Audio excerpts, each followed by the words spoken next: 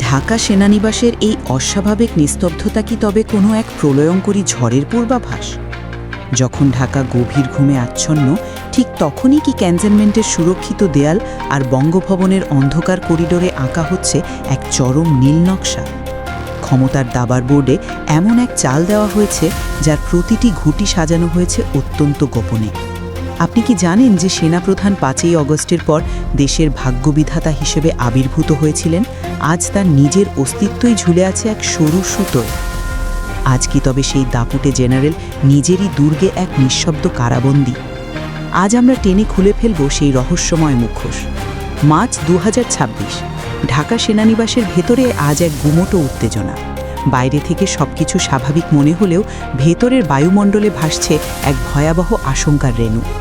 যে মানুষটি একসময় দেশের ক্ষমতার কেন্দ্রবিন্দু নিয়ন্ত্রণ করতেন, সেই সেনাপ্রধান ওয়াকারুজ্জামানকে ঘিরে আজ তৈরি হয়েছে এক অদৃশ্য ব্যারিকেড। গোয়েন্দা সূত্রগুলোর দাবি, তিনি আজ তার নিজ বাসভবনেই কার্যত অবরুদ্ধ। কিন্তু কেন? কে সেই মাস্টারমাইন্ড যিনি অত্যন্ত সুনিপুণভাবে এই ক্ষমতার সমীকরণ বদলে দিতে শুরু করেছেন?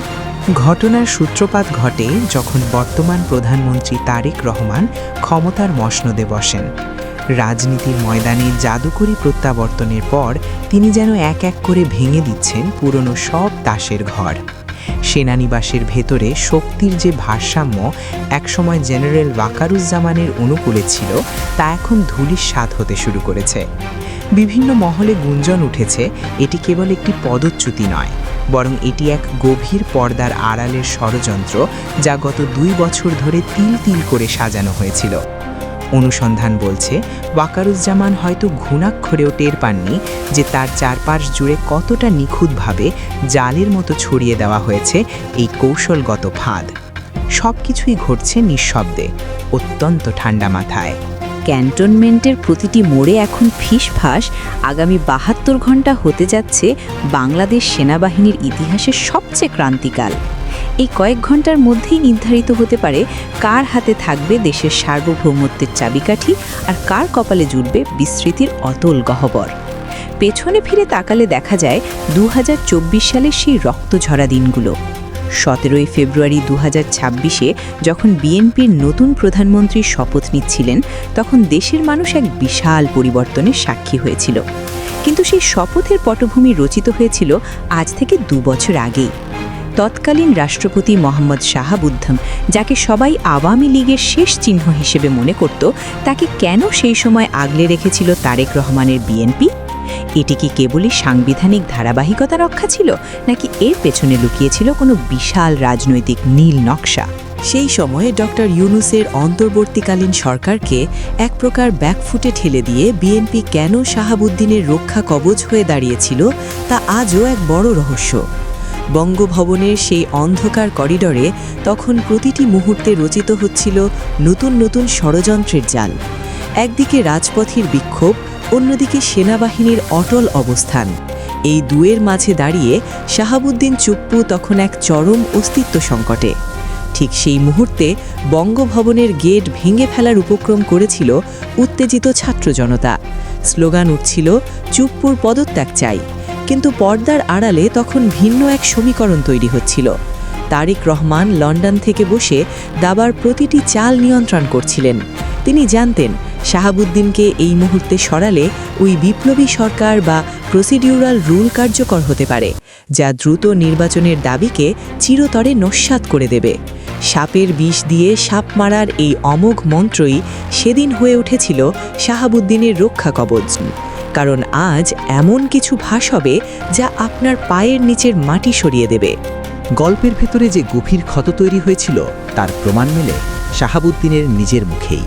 তিনি স্বীকার করেছেন ডক্টর ইউনূসের অন্তর্বর্তী সরকারের সময় তাকে রীতিমতো পাহারা দিয়ে রক্ষা করেছে বিএনপি। ভাবা যায়, যে আওয়ামী লীগের উপদেষ্টা পরিষদের সদস্য হিসেবে তিনি রাষ্ট্রপতি হয়েছিলেন, সেই দলের চিরশত্রু বিএনপি কেন তাকে রাজপথের ক্রোধ থেকে বাঁচিয়ে বঙ্গভবনে আগলে রেখেছিল? আমাদের নিবিড় অনুসন্ধানে উঠে এসেছে যে প্রধান উপদেষ্টা অধ্যাপক মোহাম্মদ ইউনূসের সাথে রাষ্ট্রপতি শাহাবুদ্দিনের সম্পর্ক ছিল উত্তর আর দক্ষিণ মেরুর মতো। 5ই আগস্টের পর শপথ নেওয়ার পর ডক্টর ইউনূস আর কখনোই বঙ্গভবনের চৌকাঠ মারেননি। এটি ছিল বাংলাদেশের রাষ্ট্রাচারের ইতিহাসে এক অভাবনীয় এবং চরম অপমানজনক অধ্যায়। ডক্টর ইউনূস যখন আন্তর্জাতিক অঙ্গনে সমাদৃত হচ্ছিলেন, তখন বঙ্গভবনের সেই বিশাল অট্টালিকায় মোহাম্মদ শাহাবুদ্দিন ছিলেন একাকী, কোণঠাসা এবং কার্যত একটি সোনার খাঁচায় বন্দী। রাষ্ট্রাচারের তোয়াক্কা না করে বিদেশ সফর শেষে রাষ্ট্রপতিকে অবহিত করা পর্যন্ত বন্ধ করে দেওয়া হয়েছিল। এমনকি বিদেশের মিশনগুলো থেকে রাষ্ট্রপতির ছবি নামিয়ে ফেলার অলিখিত নির্দেশ পর্যন্ত দেওয়া হয়েছিল। শাহাবুদ্দিন নিজেই একান্তে জানিয়েছেন, তার প্রেস উইং পর্যন্ত বন্ধ করে দেওয়া হয়েছিল যাতে তিনি কোনো কথা বলতে না পারেন। অর্থাৎ ডক্টর ইউনূস চেয়েছিলেন শাহাবুদ্দিনকে পুরোপুরি অপ্রাসঙ্গিক করে তুলতে, যাতে তাকে সরিয়ে দেওয়া সহজ হয়। কিন্তু ঠিক তখনই ত্রাতার হিসেবে আবির্ভূত হয় তারেক রহমানের বিএনপি। 2024 সালের 23শে অক্টোবর বিএনপির 3 জন তুখোর নীতি নির্ধারক নেতা নজরুল ইসলাম খান, সালাউদ্দিন আহমেদ এবং আমির খসরু মাহমুদ চৌধুরী ছোটেন যমুনা অতিথি ভবনে। তারা প্রধান উপদেষ্টার সাথে এক দীর্ঘ রুদ্ধশ্বাস বৈঠক করেন।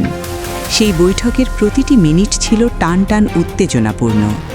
বৈঠক শেষে বেরিয়ে তারা গণমাধ্যমের সামনে যা বলেছিলেন তা ছিল এক বিশাল সারপ্রাইজ। তারা সরাসরি জানিয়ে দেন, এই মুহূর্তে রাষ্ট্রপতির পদ শূন্য হলে দেশে এক সাংবিধানিক শূন্যতা তৈরি হবে। রাজপথের বিপ্লবীরা যখন আবেগে ভাসছিল, তখন বিএনপি দেখছিল এক সুনিপুণ রাজনৈতিক হিসাব। তারা জানত স্পিকার শিরিন শারমিন চৌধুরী আগেই পদত্যাগ করেছেন। রাষ্ট্রপতি চলে গেলে সংবিধান অনুযায়ী নতুন কাউকে দায়িত্ব দেবার কোনো বৈধ উপায় থাকবে না। আর এই শূন্যতার সুযোগ নিয়ে কোনো অসাংবিধানিক বা দীর্ঘমেয়াদী শক্তি ক্ষমতায় চেপে বসতে পারে, যা বিএনপির দীর্ঘ 15 বছরের রক্তক্ষয়ী অপেক্ষাকে চিরতরে কবরে পাঠিয়ে দেবে।